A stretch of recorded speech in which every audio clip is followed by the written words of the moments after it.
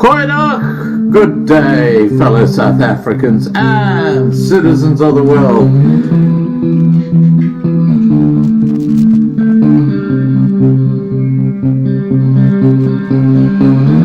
I've been looking around for salvation. I've been looking around for the truth. All around me I see frustration, and I looked all over till I found you. I sit and listen to your stories, and you're telling me, please don't worry. Lot in this world you should know, and love in life is where you should go. If you're looking for somewhere to go, if you're looking for someone to know, if you're looking for someone to guide you, then love in life will guide you. I know that life outside is so hard. Goeienaand, good evening fellow South Africans and citizens of the world, and welcome to tonight's live stream. Well, YouTube did it again. Yeah, they gave me a community strike on the other channel, which is now blocked for a week. So middle of next week hopefully we'll be back up there again, but hey, I'm so used to this crap. It's like water off a duck's back, believe me. Anyway, tonight I'm talking to Jason Perthell, and we're going to be talking about freeze-dried foods. And I've just had a little chat to Jason, and it's a really, really interesting and exciting product that he's got.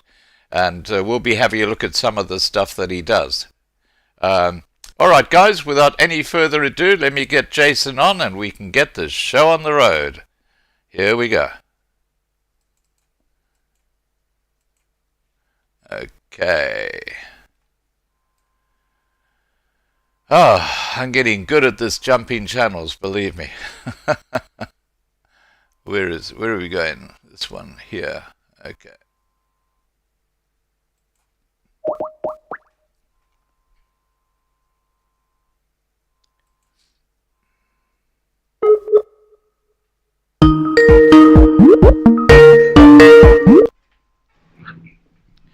Hi, Jason. Hi, Scott. Good evening, good day. How you going, buddy? I'm very good. How are you guys keeping? Excellent, excellent.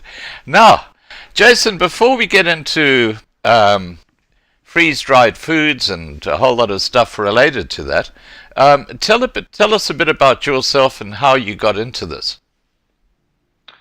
Sure, Scott. Thanks for the opportunity. So I've got an IT entrepreneurial background with had a specialization in mobile banking applications and insurance applications, and I had the good fortune to escape the corporate world back in 2019. And being an outdoorsy person, it's always on my bucket list to go and do some outdoor through hikes. Through hikes are these very, very long hikes, and one of them that I'd set my heart on was to do the Rim of Africa, which is from Clanwilliam down in the Western Cape up to George, covering a distance of about 750 kilometers. Wow! And I wanted to do that without dying of scurvy along the way, and obviously not being a foodie as such, but knowing that nutrition was very important. I started to look around, and there was just very, very little on offer. One of the most important things in hiking is weight and high quality nutrients, and so it was really a business born out of a need of making meals for myself. And I don't really have a background in food as such. I mean, I eat food like the next person. But what I did realize is that if you're going to try get to the end of a through hike, you have to be able to have quality nutrition that doesn't kill you with weight. And so that's really where it started, and it was just really a tinkering at home for my own benefit, and it just led, one thing to another as businesses do, where people identified to say, can you make for me? And before we knew it, we were a business again, and that's where we are now. We've actually landed up becoming the leading provider of outdoor meals and freeze-dried products in particular within South Africa within a period of the last 2.5 years. Wow, that's amazing. Now, I've got a link to your website down below this video, so people who are interested go and have a look at that. When we talk about freeze-dried product, explain to us what the process is, how you actually get, let's say, some minced meat, and you freeze dry that so that it can last for 25 years. That just sounds mind-blowing. How does it work? It's a great question, and I'm so glad you asked, because freeze-dried is not very well known, although most of the audience will be more than aware of it. I mean, if anyone is drinking anything like Nescafe instant coffee, that's a freeze-dried product. People who've got pets, a lot of the pet foods are actually freeze-dried as well. The process of freeze-drying from a technology perspective is actually quite new. It's probably only about 70 years ago developed by, to the best of my understanding, the American Army as a method for dealing with blood plasmas. And from there, it sort of jumped in leaps and bounds to becoming a staple for astronauts. Again, high nutrition, low weight, high density, quality meals. And the reason why I think it's been sort of an astronaut's choice, other than lightweight and so on, is that because it's a cold process as opposed to a dehydration where you think toasters. A toaster with a heat element actually bakes the moisture out of a product. Freeze drying does exactly the opposite. It actually uses a cold process to extract moisture from a product.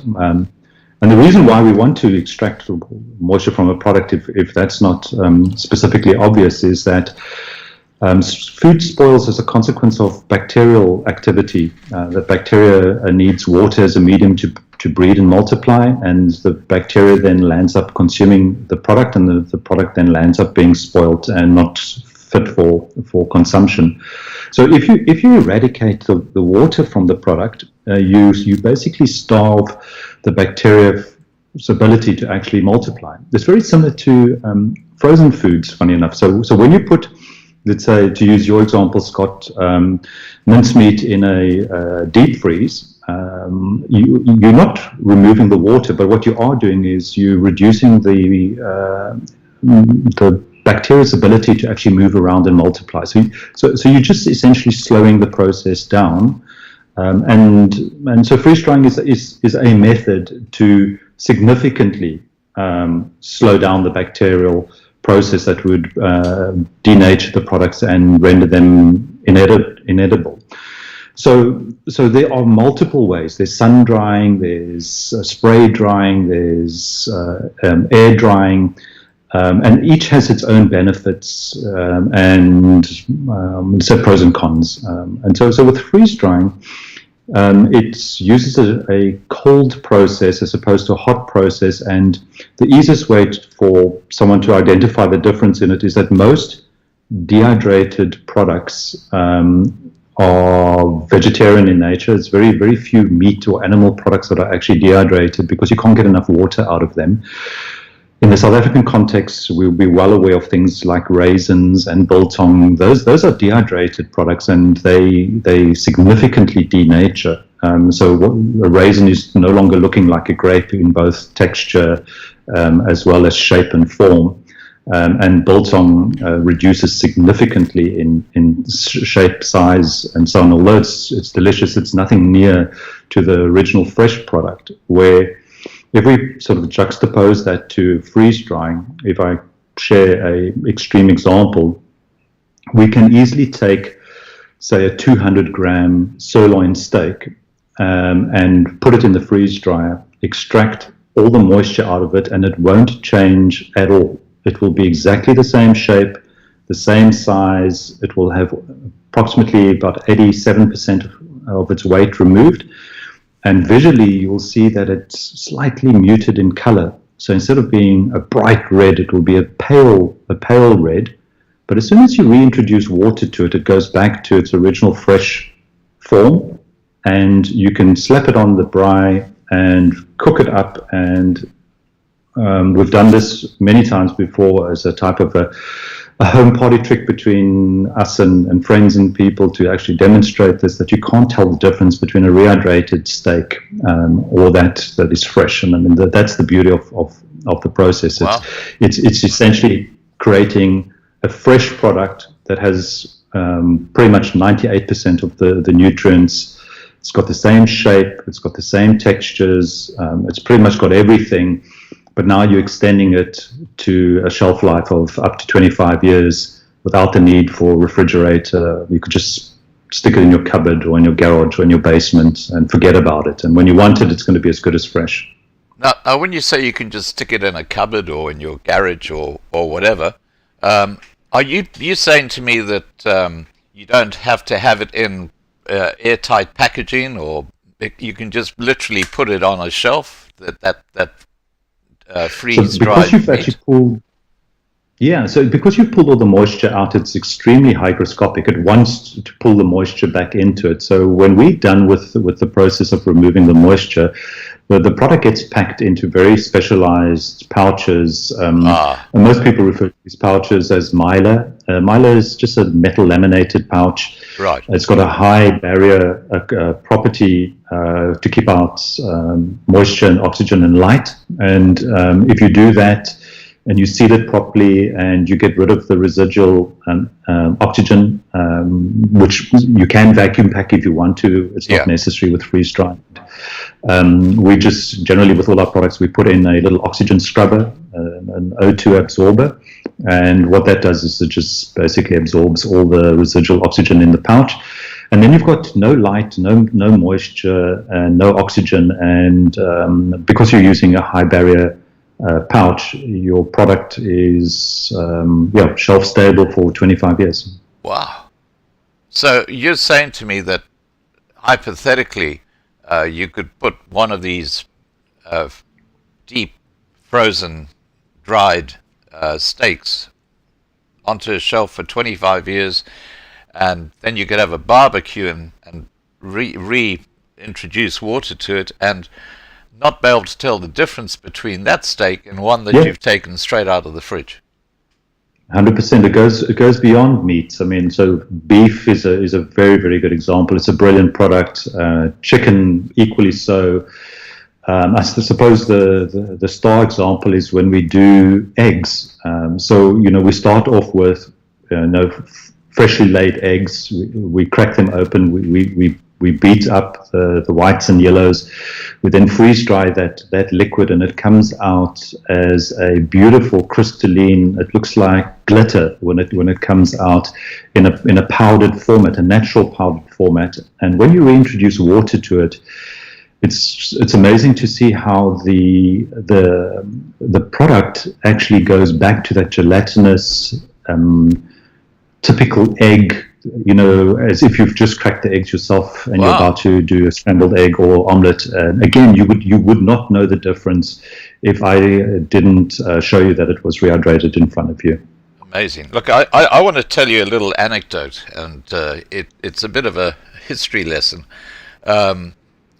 You've heard of the Griqua people? They're of course. Yeah. Okay. Now the Griquas way back in the 1800s, when they were up in north of the Orange River, and they were sort of roaming around on their horses. You know how they used to make biltong?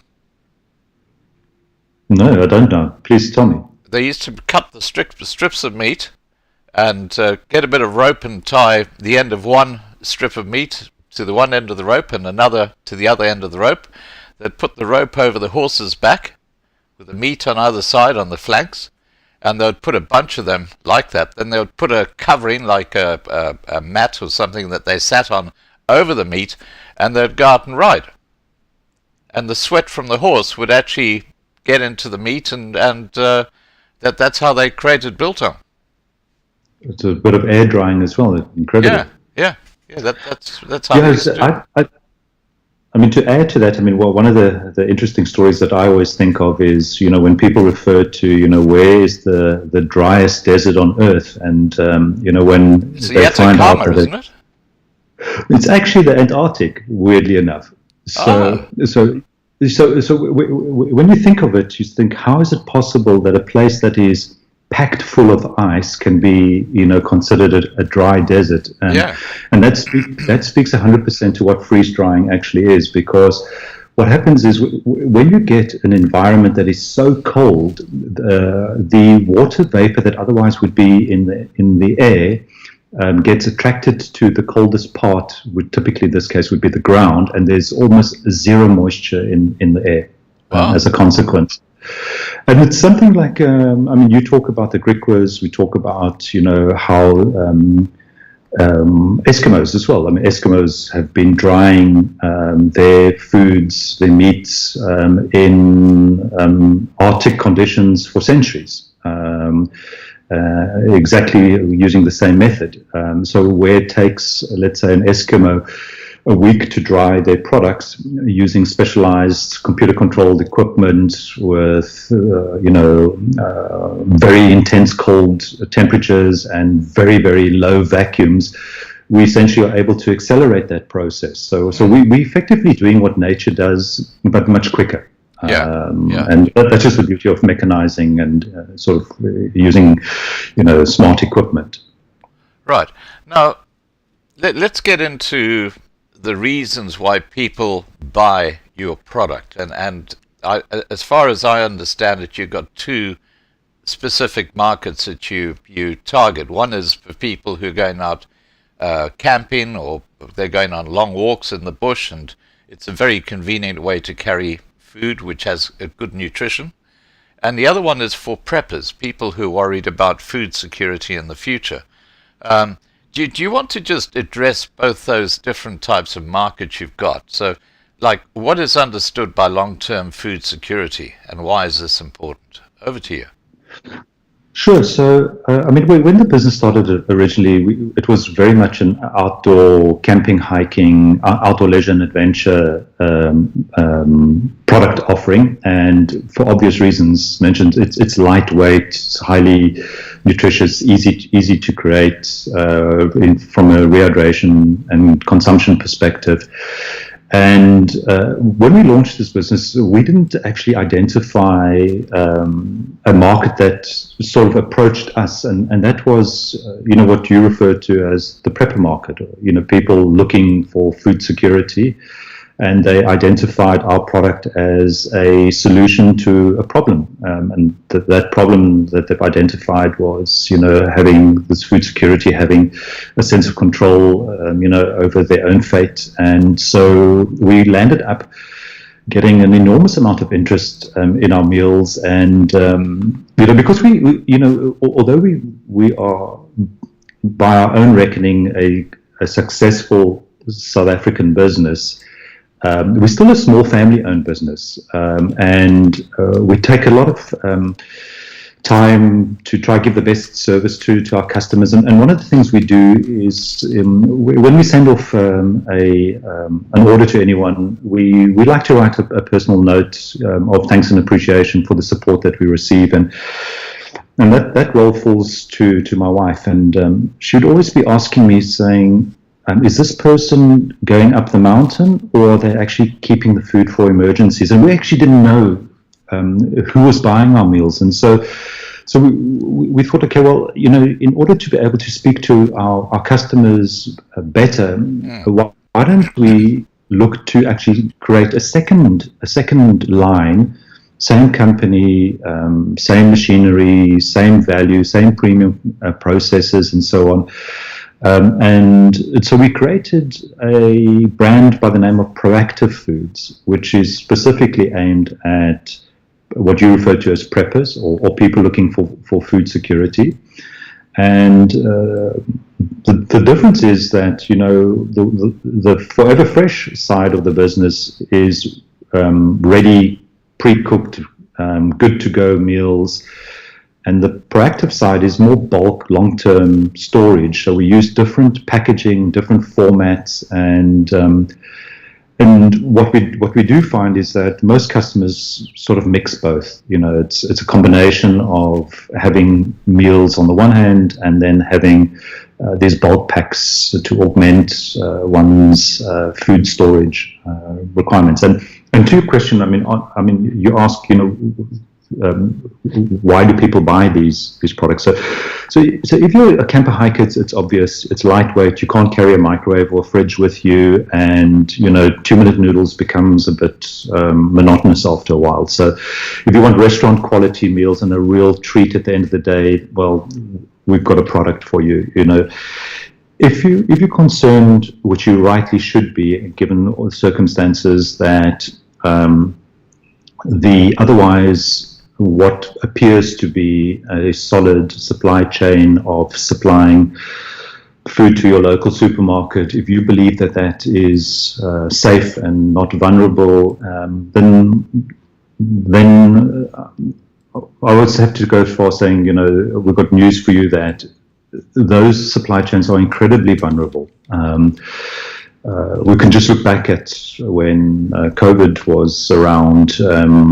I think every single one of us will have memories of, if it isn't people fighting over toilet paper, it was how the shelves had emptied out. Yeah. And it was fascinating to see what actually emptied out on the shelves in what order. I don't know, Scott, if you had any personal experiences yourself, but mine was seeing that all the meat disappeared first, and then things like cans and obviously the spaghetti, candles, macaroni. Yeah, the dry goods. And Yeah. so it was quite fascinating to see what actually went off the shelves first. So that leads me into, it wasn't just, okay, there's a business opportunity and we, from an entrepreneurial perspective, will bring a product to market.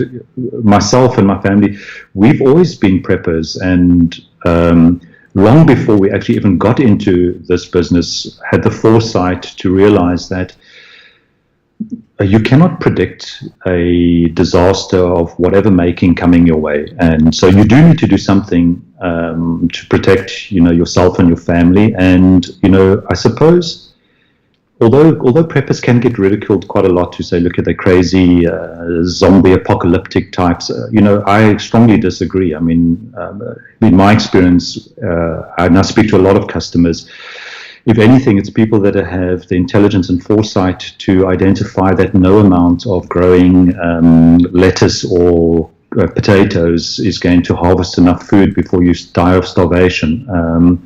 And I don't think there's anything out there more scary than the realization that as a modern society living in urban environments, we've lost touch with our ability to look after ourselves. And when disaster does strike,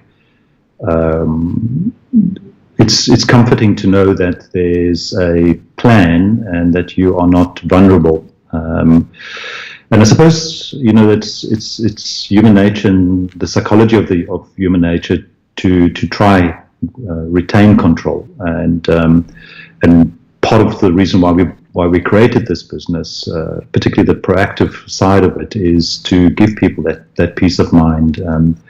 That there is a plan in place. And Scott, I just want to add one more thing to this, and that is, it would have been very easy for us as a business to sell on fear. A lot of companies sell on fear, and we could have done that very easily. But just looking at the name of the business, Proactive is really around the core approach to saying, don't fail to prepare. Take a proactive approach. The old adage of rather safe than sorry definitely applies here. And I mean, the worst thing that can possibly happen is that we're all wrong and everything goes swimmingly well and no disaster befalls us, and you land up with a bunch of unused food. If that is the scenario, I welcome that as... Can I just correct you there? Because it won't be unused. You'll always be able to eat it. So it's never wasted. Indeed, yeah. Now, just on that point, when we were talking before we came live, you raised something that I found as someone who's really not... I don't do long camping trips. What I found fascinating was you said that you went on a camping trip that lasted for 56 days, I think it was, and all you had in your backpack was 25 kilos of these little meals, and that sustained you all the way through. Do you want to take us through that?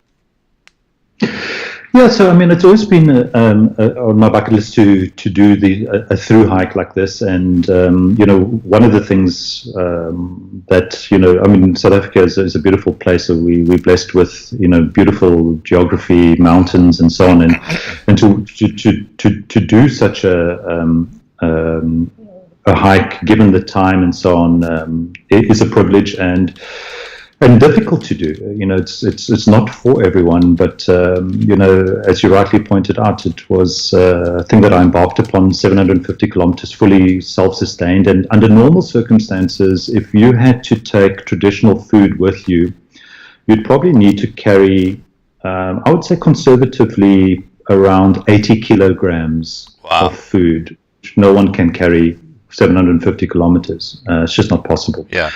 And so everything from lunches, snacks, breakfasts, dinners, everything except water, which you can get from the mountains, was, when it was all added up, it came to just under 25 kilograms, which is nothing. I mean, it's, when we talk about our meals, average meal dry weight is so rounded to 100 grams, and it rehydrates to 450 grams.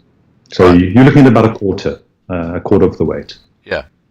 Now, a question that everybody wants to know the answer to here, including myself: what is the difference between freeze-dried and dehydrated? What are the advantages? What are the differences? Great question. I mean, so we get this a lot, and the two are interused all the time. So dehydrated is effectively water that's been removed. It's best described from the way that you're posing your question is, there are dehydrated food offerings on the market, and then there are freeze-dried food offerings on the market. Both of them are dehydrated in a technical sense, but they're different from the way that they've been prepared, and they have their pros and cons. So I'll give you a very brief, high-level overview and try to be as unbiased as possible on this. It's always difficult to speak poorly of one's children, and my children happen to be freeze-dried, So I'll say the following. So both dehydrated products and freeze-dried products are trying to do the same thing. They're trying to pull the water out of the product so that product can be stored for a certain period of time. Dehydrated uses heat like a toaster, and freeze-dried uses a gentle, very cold process. The result of that is that on the dehydrated side of things, you get product denaturing. Said in a different way, products shrivel, decolor, become tough, and otherwise change in shape, color, and texture. Freeze-dried doesn't change at all. In terms of dehydrated meals, it's very rare that you'll get anything that is of a high quality protein, particularly animal proteins. because you can just end up getting biltong, and biltong on its own is fine, but if you're trying to have a beef stew or chicken a la king, eating something that's chewy, no one's going to enjoy that. So you'll find that most of the dehydrated meals that are out there are vegetarian or vegan, where freeze-dried, you'll definitely find all your meats, from fish to lamb to, exotics. Just as a side note, the freeze-dried, you can freeze-dry anything except hard and dense things like oils and butters and honeys and chocolates. But for the rest of it, anything can be freeze-dried. Then the other big difference is shelf life. Although there are quite a few people that do dehydrated products that, speak of it's been triple vacuum packed and it's good for 5 years or something, but it's in a clear non-high barrier pouch. Unfortunately, I cannot concur with their claim, and it's impossible that those products will actually have that they will actually live up to their claim.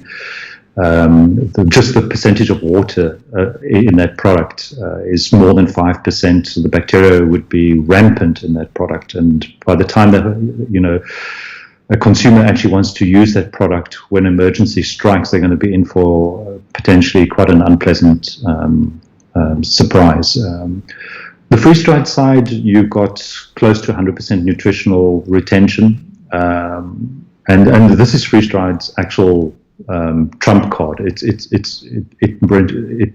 retains the nutritional value, typically on average about 98% of the original, where a dehydrated product, because it's a heat-derived product, you're looking at about 50% nutritional loss, particularly on the vitamins. Vitamin C is the first one to go. So you land up getting a product which is significantly underwhelming from a nutritional perspective, and this is important, because when people chat to us and they say, freeze-dried products are significantly more expensive than dehydrated products, the first thing we have to look at is say, okay, well, are you looking at like for like? Is it a vegetarian meal? Is it a meat meal? But also from the nutritional perspective, are you purchasing this product for nutritional purposes, which is probably a rhetorical question, because I think most people are doing that. And they say, yes, but we don't mind if it might have less nutrients in it. And then I say, well, why stop there? Why not just go and fill a bag with sawdust?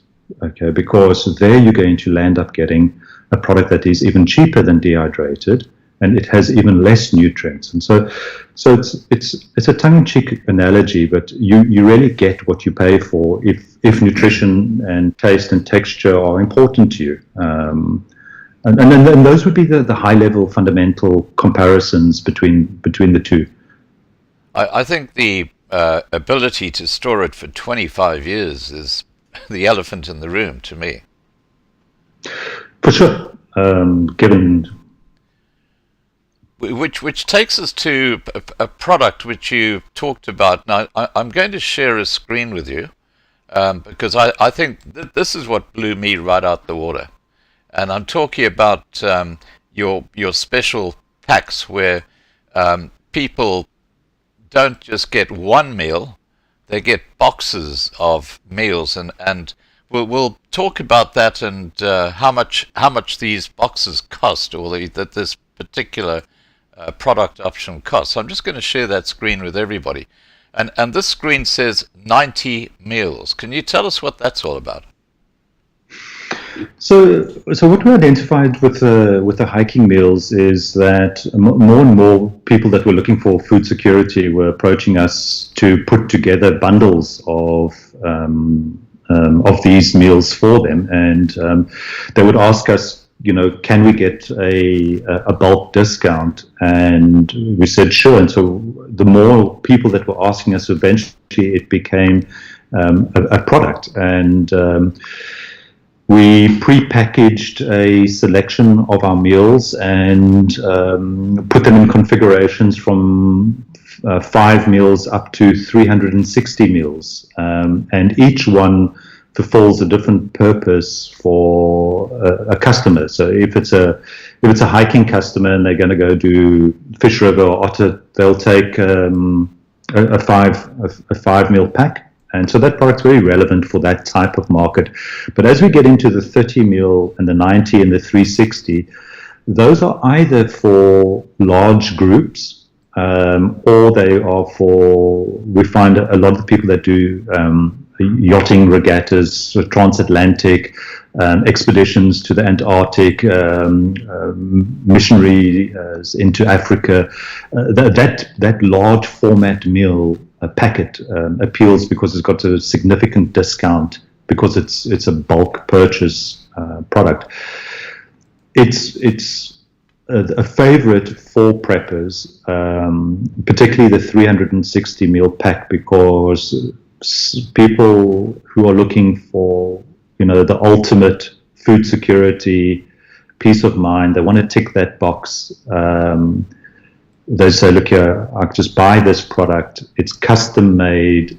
It's made to order, so it's 100% fresh. Doesn't sit on the shelf with us for years before we ship it. So by the time we ship it, it's got a current manufacturing date, and it arrives at the customer's doorstep, and they can put it wherever they want. As mentioned, it doesn't need any refrigeration whatsoever.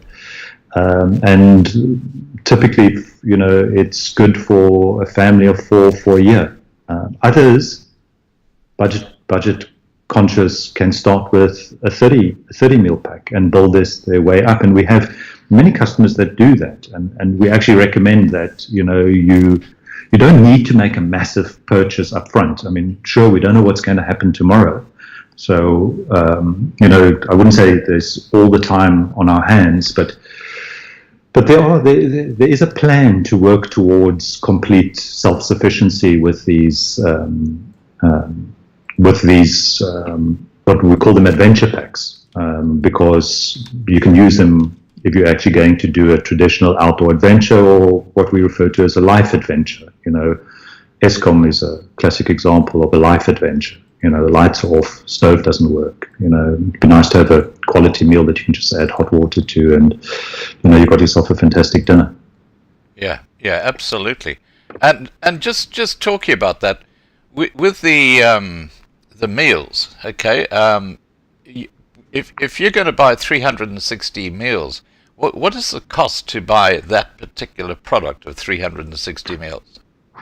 Yeah, so that's by far the most expensive product we've got, and that's 55,000 Rand for that product. That's for 360 meals. Yeah.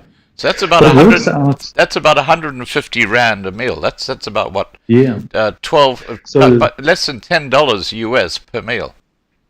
Yeah, and it's about 70 Rand discount off the normal rack rate of the meals if you bought them individually. So wow, it's really got quite a significant discount attached to it. And you're able to do this, Jason, because you've got some pretty heavy-duty machinery in your factory, haven't you, which produces we this do. stuff? I mean, so, we when we started off, we had smaller machines, and as the demand grew, we landed up getting proper industrial machines. We've got a big factory with large machinery. I mean, just as a side note, before, going off-grid and having solar was a requirement or a necessity. We actually launched our factory on the basis of, having sustainable production methods by putting our factory actually off-grid with using solar and battery backup. And we were so fortunate to do that right in the beginning. Absolutely. And that's really helped us because, as the various stages of load shedding are intensifying, the demand for our product is going up, and the thing that just absolutely demoralizes anyone is if they're in need and they just can't get product.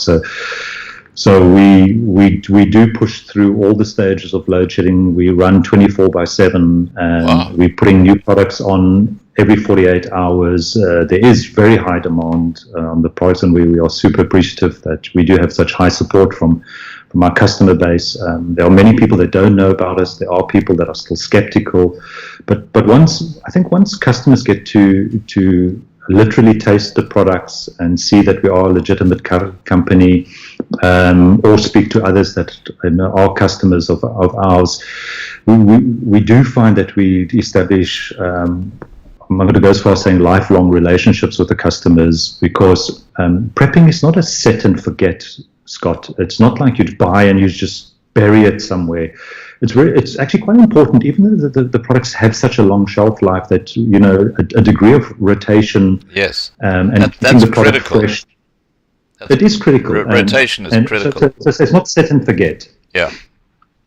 Now, just on the quality, Marlena actually ordered some of your product, and she says Jason's products are excellent quality and very tasty. So there you hear it from the horse's mouth, if I'm putting it that way. She's a tough cookie and difficult to please. I really appreciate that feedback. Look, we love Marlena. She's a lovely lady and a very, very important part of the Loving Life family. Now, Yeah. okay, we've talked about storing, talking about preparing, rotating. Do you want to take people through the basics of storing, preparing, and rotating stock? Because I think a lot of people don't realize, as you say, you just don't chuck it into a cupboard somewhere and, 15 years down the track, you say, okay, I'm going to take some of this stuff out now and eat it. There is a process that people should follow. Over to you.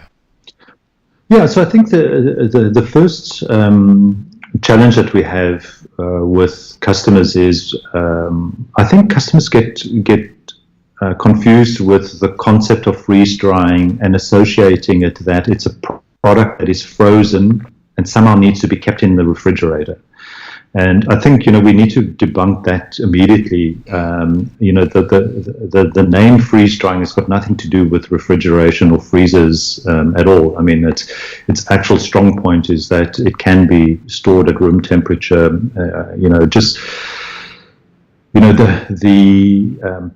Whether it's in a pantry or in a garage, or if someone has some type of a place where they can store their product, typically it should be, even though it's got fantastically capable packaging, it should be stored in a cool, dry place. So a cupboard is perfectly okay for it.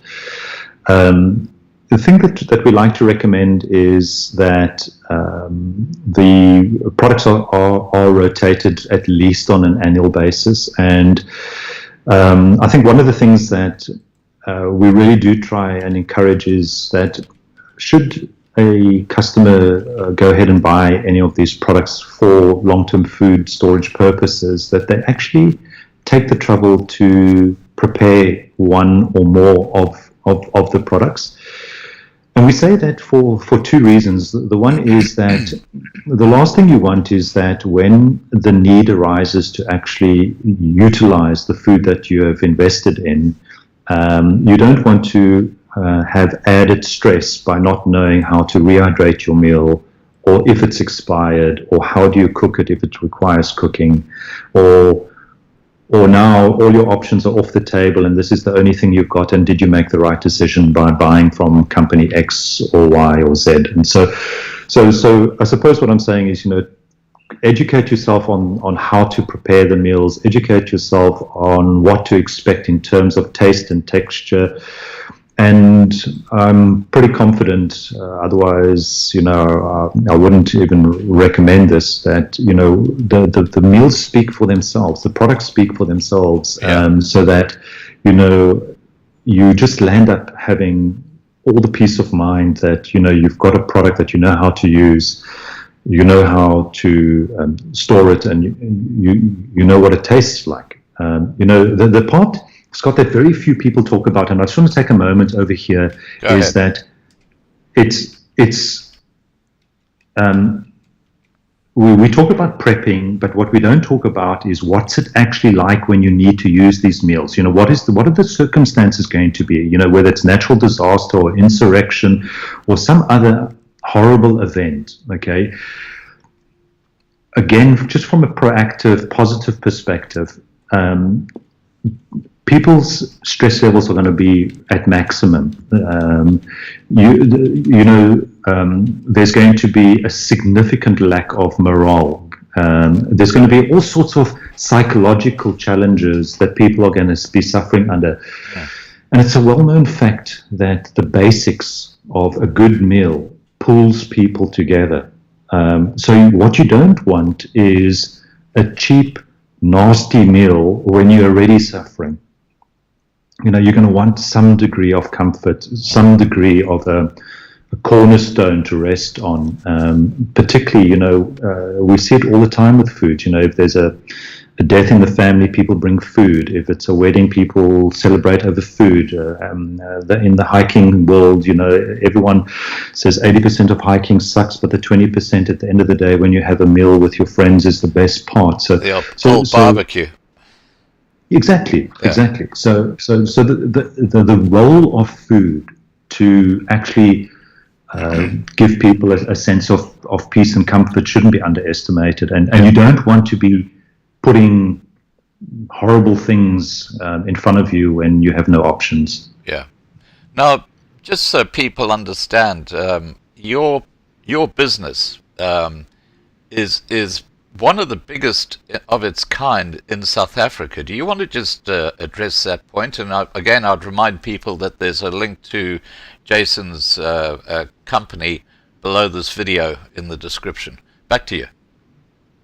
Yes, so look, thank you for that, Scott. So you must bear in mind that we are a niche food producer that specializes in freeze-dried, and that's all we do. We tried not to be everything to everyone.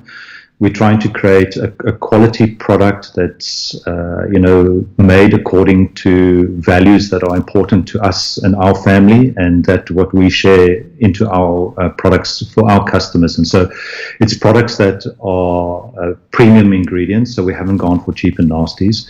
We specifically look where possible to go for organics. We specifically take a strong stance against any GMO-derived products. Where we're using animal-based proteins, meats in other words, we will always go for free range. So for the free range beef, as an example, is farmed according to Greenfield's protocol. It's a humane, sustainable, free range, grass-fed. It's a brilliant product. I mean, I cannot speak well enough of that product. Our chickens are free range as well. So what we've tried to do is to avoid all sorts of commercial cheap fillers and stabilizers, and I'd really encourage people to read the labels on the products that they buy. If you look at the labels on our products, you'll see that the only thing that's in there is whole food. There are no E numbers. Food additive stabilizers. Another thing that goes on in the food industry, which is quite terrible, is that there are lots of substitutes. So, for instance, in our meals, just give you an example, where we're going to do, say, a lovely butter chicken, and it calls for cream. We actually use real cream, where an industrial, cost-conscious manufacturer will replace that with like a xanthan gum or something, which is like a fraction of the cost, fools the customer into thinking the meal's creamy, but it's got no nutritional value. Oh yeah. So it's really a premium ingredient that is the cornerstone of the business. And when we created it, a lot of one always has friends and family that wants to give you unsolicited advice, and some of them would say things like, yeah, but you need to make food for the masses. That's where the business is. And we elected no, that's not where we're going to go. We want to create a very specific product for a very specific segment of the market. And that has proved to be the right strategy, because we've gone from strength to strength. And to your point, we do enjoy a market leadership position, and we have repeat customers in that. I don't need to tell anyone who is in business is, you don't have a business if you don't have happy and repeatable business from customers. And Sure. And that's what we've been able to enjoy. And even though we are operating under extremely difficult circumstances, being a manufacturer in South Africa, I think the resilience just pushes us to create, world-class products. So we don't say, our products are substandard because we have load shedding or because we have other influences and we can't get the best. Notwithstanding those things, we actually go above and beyond to create a world-class product despite those challenges. And I think that's what customers are picking up on, and why the business is so well supported by its customer base. Right. Now, have you ever, talking about the international side, have you ever thought of exporting your product to other countries? Because it is light when you consider all the moisture has been taken out, so it's only 25% of the weight. Absolutely. So we would love to do that. The sad truth of the matter is that amongst other South African institutions where there's been a failing, one of them is on quality control for purposes of international cooperation between state vets to endorse food to be safe, particularly on South African meats. So there are significant barriers that are currently, to the best of our knowledge and ability to solve, between countries, particularly the first world, traditional first world countries, Europe, North America, and where you are as well, is where they have high food safety requirements, rightly so, and no amount of what we do as a business can speak on behalf of the South African state vet and the various health certificates that they should put in place to allow businesses like ourselves to be able to export. Right. Now, just talking about quality, I'd love your opinion on this new technology where they're now growing 3D meat. They've got a machine that actually makes 3D meat, and they've got bugs and they've got worms and grubs, and they're now suggesting we should start eating that. What are your views on that? So, I mean, there are two concepts you brought up here. So the one is like an alternative lab-grown meat, and I think from a food technology perspective, it's quite fascinating. It's effectively just using the protein building blocks and creating something man-made. I haven't had the opportunity to try it myself, so I don't know how it compares.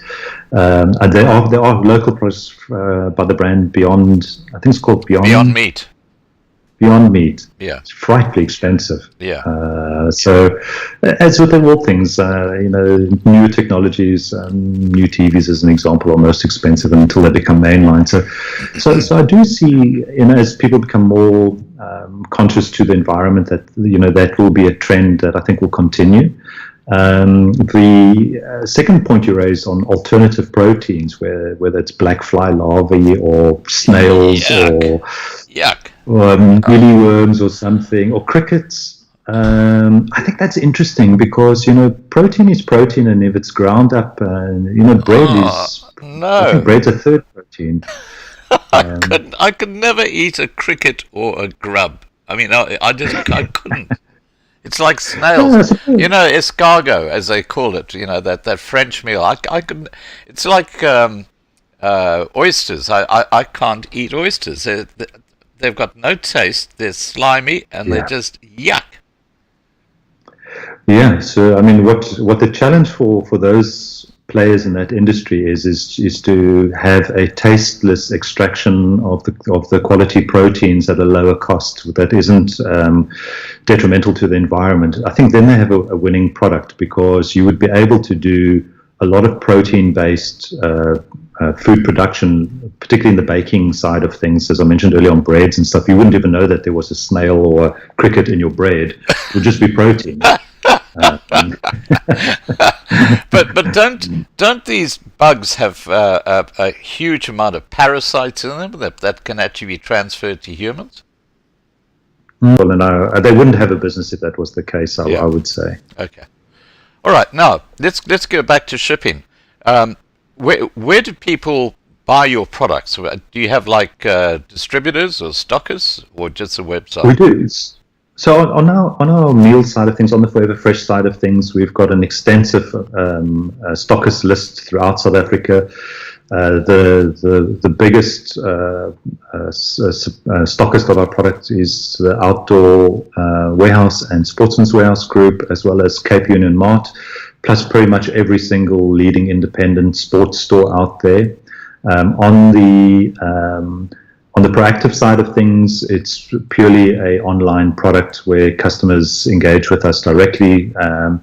We are in the process of signing up more stockists on proactive side, but because that brand was only launched now in the beginning of April, we're still in process of signing up stockists there. But my recommendation is, if a interested viewer would like to go and get a product, they can just go onto the Forever Fresh website. There's a link right at the top under stockists. They just punch in their address and it will say, what's the closest stockist, and they can go and purchase the product directly and try it there. And we certainly encourage that, customers do support, our stockists who support us. Right. But if it's not convenient for them, they are welcome to contact us directly. We run, at least in our own opinion, a very slick e-commerce experience, and with quick turnarounds, and hopefully the customers can attest to quality service,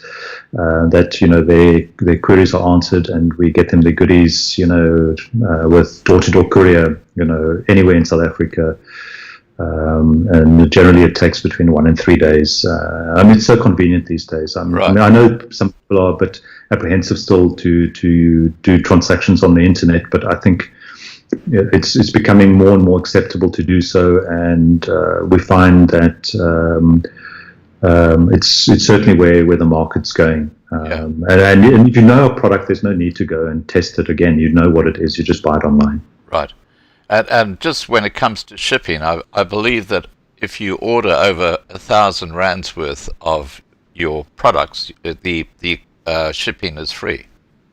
That's correct. Yeah. So I think most e-commerce sites have some type of an incentive to eradicate the barrier of the cost of shipping. And so in our case, it's 1,000 rand. We ship for free door-to-door courier. Well, that's very, very reasonable.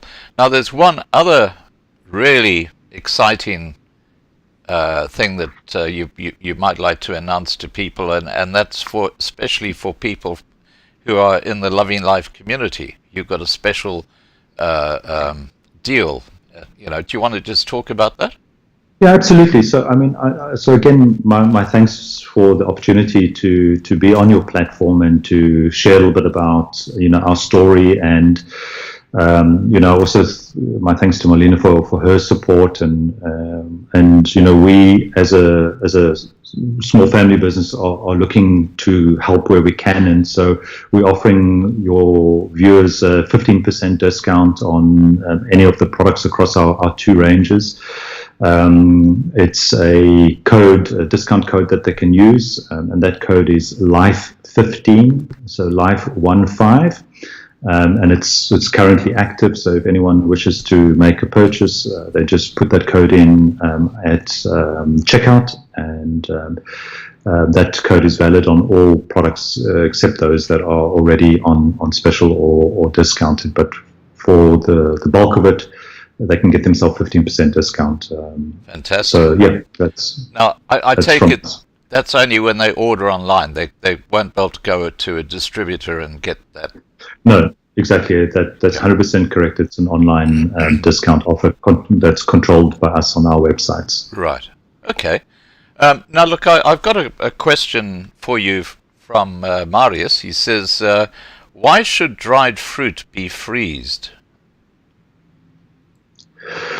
So if I understand the question, would we freeze dried fruit? Is that the question? Or I guess, what would you freeze dry fruit, like apples or pears or whatever? Oh, okay. Yeah. So in our current lineup of products, insofar as fruits are concerned, we have three. We have blueberries, and we have strawberries, and then we have mixed berries as the third one. The fruits are predominantly bought for snacking purposes. So the blueberries, in particular, are an amazing snack. A lot of people refer to them as blueberry popcorn. They're crunchy. They got incredible nice. concentrated taste, and I think the major benefit of them is that they're all healthy sugars. So there's no added sugar, or so. So it's essentially it's a delicious, healthy snack alternative, and the fruits are also then used. So we see other people using them a lot in baking, as well as predominantly in breakfasts. So mixing in with yogurts and granolas and so on. But the fruits can be used as you would any other fruit. I mean, this is the beauty with freeze dried. You know, one just needs to see it through the lens or in the context of it being fresh fruit that's available when you want it, outside of season or not season dependent. So hopefully that answers Morris's question. You know, I think if I understand, you know, why would you do fruit? He probably can say, look, I would do meat. I can understand that, but we try to cover. You know, in the range, we have meats, which are the big sellers. We have cheese. We have the eggs, as mentioned earlier on. We have vegetables, and we have fruit. And so I think the building blocks of any balanced diet, you know, would say, look, I'm going to get predominantly meats and maybe the eggs and some cheese and then the veggies and you know, maybe, you know, one or two fruits to bolt onto my, you know, my collection, you know, of how I'm building up my food store. Yeah. Now Petruza's just said she's just been to your website and she couldn't find a list of stockists. Yeah, so as I say, on the proactive side, we don't have stockists just yet, but on the foreverfresh.co.za, there is a list of stockists. So just at the proactive, we're still in the process of signing up stockists. Let me just have a look, see if I've got that Forever Fresh link in there. No, I haven't. I've only got proactive. So I'm just going to put that in there. So it's https://foreverfresh.co.za. Okay, so Petruza, if you go and have a look there, you should find it. And I'm just going to put in here to Loving Life Community discount. How long will this discount be valid for? I've made it until the end of the year. Okay, so discount to end of 2023. Well, that's a good period of time. Yeah, look, I mean, it's I've had to limit it because the current food inflation rate is 14%, which is completely ridiculous. Yeah. There's actually, if I can just chip in here for those that have the time and the interest, on the Proactive Foods website, we have a blog where I've created a couple of interesting blogs, and one in particular that I'd like to draw people's attention to is the comparison on an investment in freeze-dried versus an investment in gold over 25 years to see what a surprising outcome it is given historical levels of return on investment.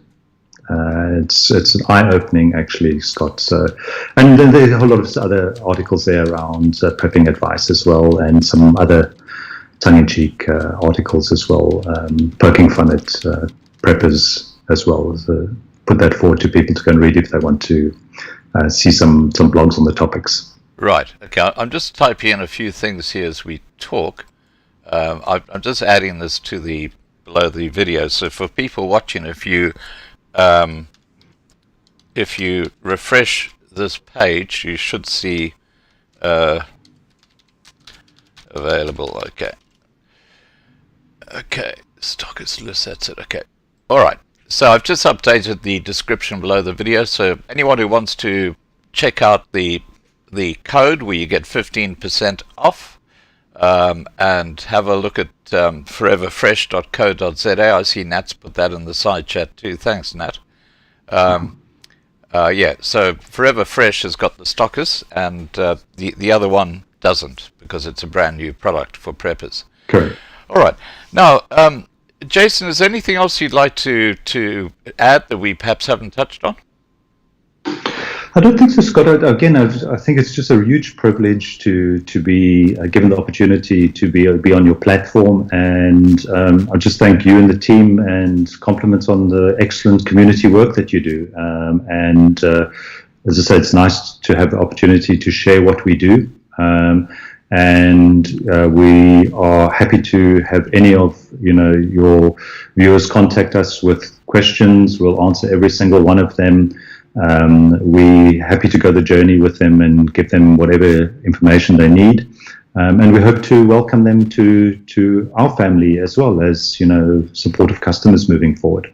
Fantastic. Well, I should tell you, most of the people who follow Loving Life are preppers, because we do cover that area a lot, and it's been a pleasure having you on, and keep up the great work. Thank you so much, Scott, and thanks to the team for the assistance as well. Alrighty. Take care and have a great evening. Cheers now. Goodbye. Okay, bye. Alright, guys, that was Jason Perthell, and of course he's from the company does the freeze-dried foods, and the links are below this video, including the discount. I'm going to go out with Hier Bly Ek Boer. And I just want to, before I go out, thank the moderators for... okay, all right. Just one last question for you, Jason, while you're still here. Yes. Okay. Marius has said, whereabouts is your factory? So we're based in Somerset West in the Western Cape. Right, okay. So Somerset West is where Jason is. Now, if someone wants to come and have a look, do you allow people to go and have a walk around your factory? We do, yeah. We love sharing the process and showing. I mean, people just have to put a hairnet on and do a bit of hand washing and wear a bit of a lab coat, but they're welcome to come. Okay, fantastic. All right, mate. We'll catch up soon. Cheers, everyone. Thanks again. Okay, bye. All right, there you go, guys. Let's go out with Hier Bly Ek Boer. Have a great evening, and just one last thing I need to tell you is that tomorrow night, 8 p.m. Johannesburg time, I'm going to be talking to Bart, and we're going to be talking about the money laundering business in South Africa. And he's got some really, really important revelations to make, and you'll have to wait till tomorrow night. It'll be on this channel on YouTube, because as I said at the very start, yeah, the other one got a community strike, so we're kind of in the naughty box until about the middle of next week, and then we'll be going back to the other one. But it's like a dance here on YouTube. It's such a joke. That's why we have lovinglifetv.com, and please make sure that you register there. All right, I'm going to go out now with Hier Bly Ek Boer. Have a great evening, everybody. Bye for now. Meer as 61,000 van ons voorvaders het op die grens van ons gesterwe, sodat ons vry kan wees. Die is my land, die is my reg. Hier is ek boer.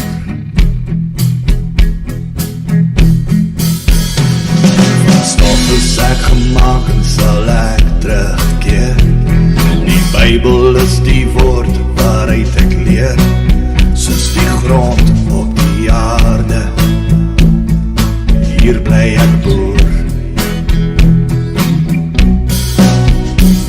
So diep in die nacht sal die vyand kom, maar hier bly ek staan en ek draai nie om, want jy maak my nie bang nie. Hier bly ek boer. Die is my land waarvoor ek sal veg. Die is my bloed, my sweet, my reg. Die is die plek waar my voorvaders leef. Die is my land, hoor wat ek jou sê. Die is my land, wat my mense voor. Hier bly ek boer. Blaasom in die somer wat vreugde bring, my oupa wat maniekie roe kon sing, Soos hy stap deur die lande, hier was hy boer. My wortels lê diep in die grond geplant. Hy sien soos my pa, los ek vir jou die land, en jy hoef nie te vrees nie, hier sal jy boer. Die is my land, waarvoor ek sal veg. Die is my bloed, my zweet, my reg. Die is die plek waar my voorvaders leef. Die is my land, voor wat ek jou sê. Die is my land, wat my mense voor. Hier bly ek voor. Die leeuw sal kom, die leeuw sal kom, die leeuw sal kom, die leeuw sal kom, die leeuw sal kom, die leeuw sal kom, die leeuw sal kom, die leeuw sal kom, die leeuw sal kom, die leeuw sal kom.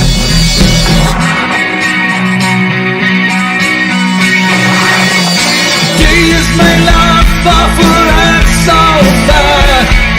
Die is my bloed, my zweet, my reg. Die is die plek waar my voorvaders leef. Die is my land, voor wat ek jou sê. Die is my land, wat my mense voor. Die is my land, waarvoor ek sal veg. Die is my bloed, my zweet, my reg. Hier bly ek